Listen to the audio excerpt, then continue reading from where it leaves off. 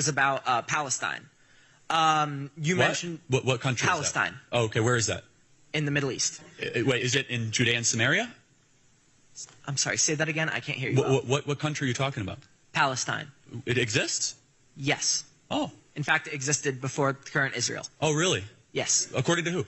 According to history books. Oh, okay. So wait, you mean Judea and Samaria, the rightful homeland of the Jews that they call the West Bank and they're currently occupying? If you're going by religion, sure. I personally don't go by religion. Oh, what do you go by then? Where the Arabs want to occupy? Logic. Oh, really? History. So whose is Gaza? Gaza is a location. I'm sorry, I'm getting a call and I don't want that to interfere in the mic. Gaza's location within Palestine. But I'd like to go on to my point, if you will. Currently, Israel is actually being labeled by international human rights organizations such as Amnesty International as an apartheid state because they are attacking many people from within Palestine, and they have been the land has been stolen from Palestine. Not to say that the people in Israel do not deserve their own land. I am a believer in a two-state solution, and I want to make that clear. And I also want to make clear that I do not agree with the recent incidents because there is no excuse for harming civilians. However, I do want to make You're morally clear on that. Good. Thank you.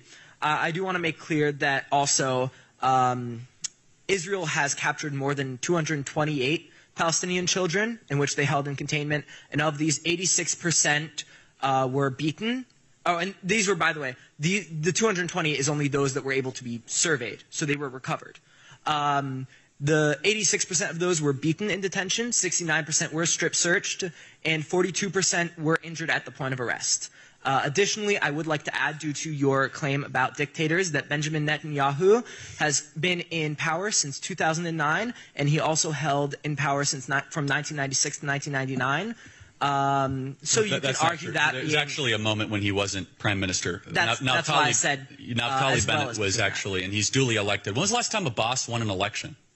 Say that again? When was the last time Mahmoud Abbas won an election? That I do currently not have. Yeah, 8 years. They don't hold elections because they're under a dictatorship. I'm just curious because I want to try to find some clarity more than agreement because we're not going to find agreement. If Israel stopped fighting, what would happen? If they laid down all their guns tomorrow, what would happen? Personally, I can't say. I'm not in charge of any of the leadership. Yes, so all the Jews would be killed. If Hamas laid down... It's not about Judaism, though.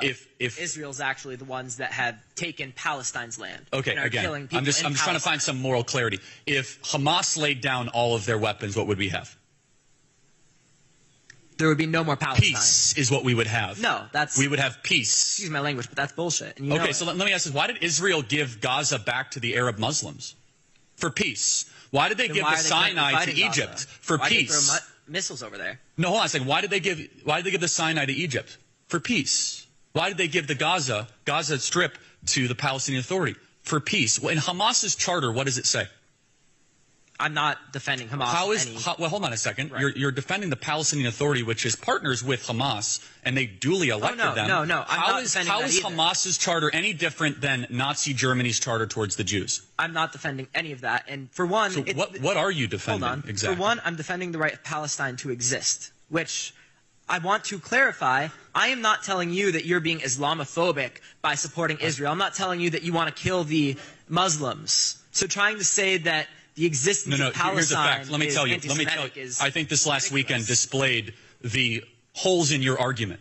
When Jews go for their high holy day, Arabs come in and kill Jews. When Arabs want to have peace, the Jews will come to the table for a peace agreement. Abraham Accords, the Oslo Accords.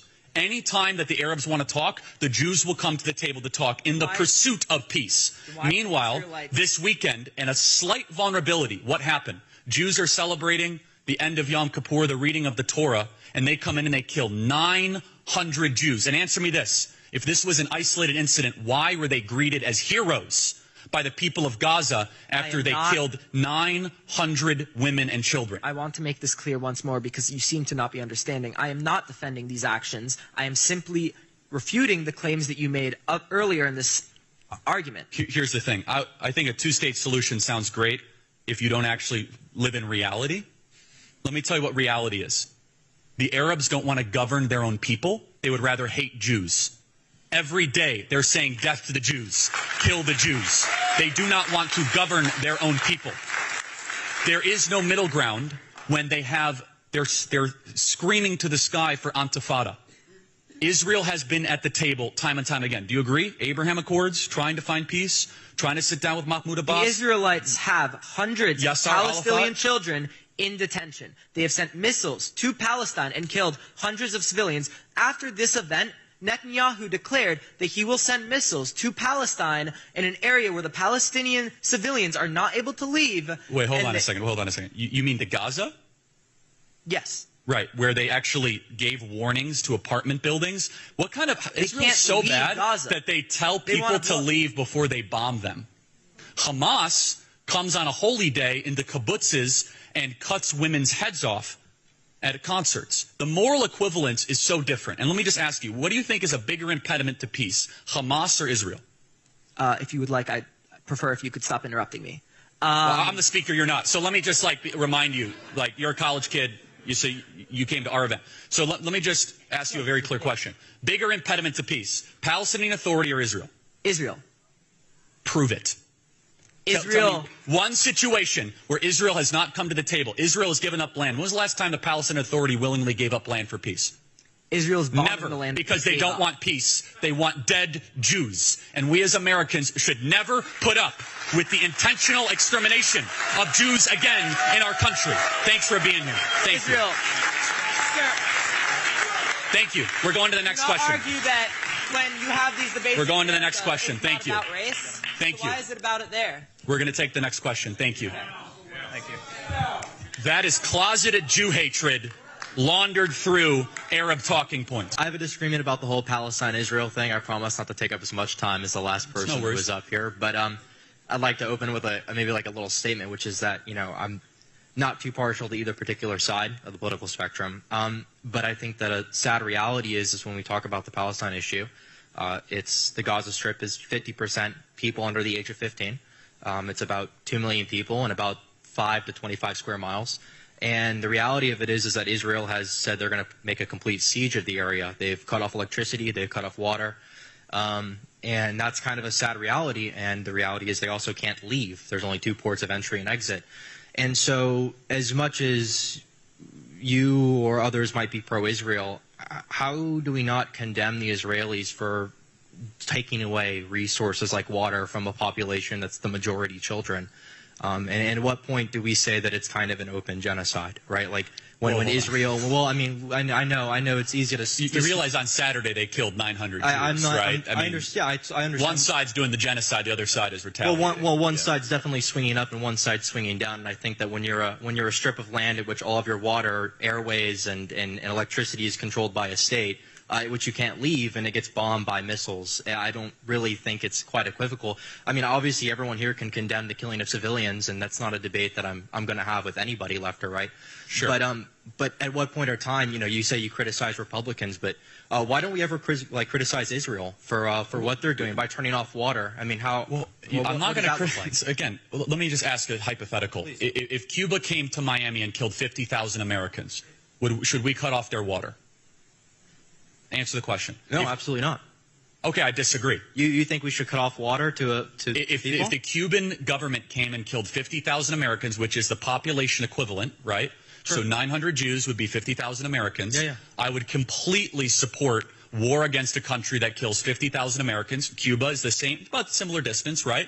So yes, I would restrict food, water. It would be all-out war against a country that touched our homeland. Well, you know what they call all-out war against a populace of people that are stuck in an area? It's a genocide, right? And so as much as I agree... No, hold on a second. No. First of all, if that was the case, why is Israel telling civilians to leave a certain area, number one? Well, only that are allowed to leave, hold on a second. Right?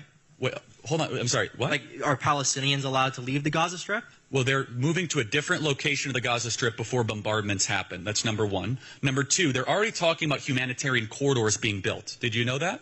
They're talking about humanitarian corridors being built with Egypt. So there's already a plan from both the Mediterranean side and the south side. But honestly, I'm not going to overly specify this because war is a really brutal, nasty thing. And you could say whatever you want about Israel. We're not going to agree on it, right? Sure. Israel did not invite this war.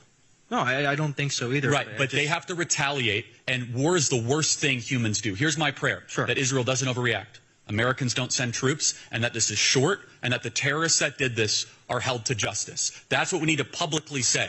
But I am not. And you're right. There are kids that are going to die. That pains me. The heaviness should be on you. But the answer is you just kind of roll over and allow people to come into your country, into kibbutzes, into concerts, and mowing down people and say, you know, catch you next time? I'm just not entirely sure what water has to do with the conflict, Mr. Kirk. I just don't see how the Israelis, the Palestinians, the PLO, and Hamas honestly, can use water. Two things. Here's the issue. The Palestinian Authority is too busy spending $300 million a year incentivizing the slaying of Jews instead of actually going and purchasing water filtration services, you know, all sorts of different things there. Number two, so they build their headquarters under hospitals. It's a fact. They use the entire population of women and children in Gaza as a massive 2.5 million person human shield. That's sick. There are no good solutions here. There's not one that I'm going to say this is wonderful and beautiful and glamorous and this is excellent. It's all crummy. It's all hell. And they invited hell. And something that we like to gloss over as Westerners is we get to live in a very peaceful society, relatively, and we don't realize that sometimes you need a Dresden. And that's a really hard thing to swallow. But guess what? What we did in World War II to defeat the Nazis was 100% morally defensible. And there were people that also died. Israel has a right to defend themselves, and they're going to retaliate.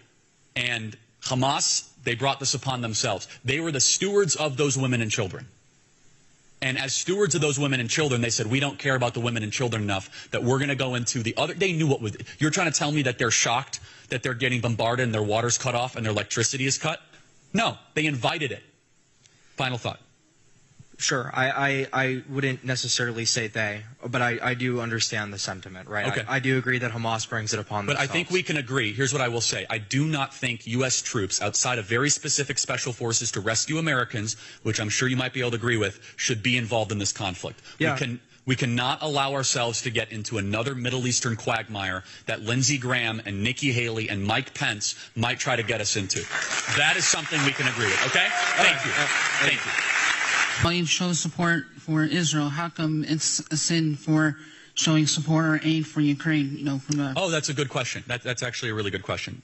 So, two totally different situations. Number one, when it comes to the attack, when Russia invaded Ukraine, not morally justifiable, they went for military targets, first and foremost. Were there civilians killed? Yes, there were also civilians killed. But their intent has been throughout to kill military targets in the theater of war. Hamas did something completely different. They went on a murder spree intentionally of civilians and women throughout all of that. Number two, I think we must look at this completely different, you know, from geopolitics. I don't think that we should try to antagonize Russia. I just don't. I think that Russia being a neutral hedge against China, as Donald Trump had them, is a very smart geopolitical position.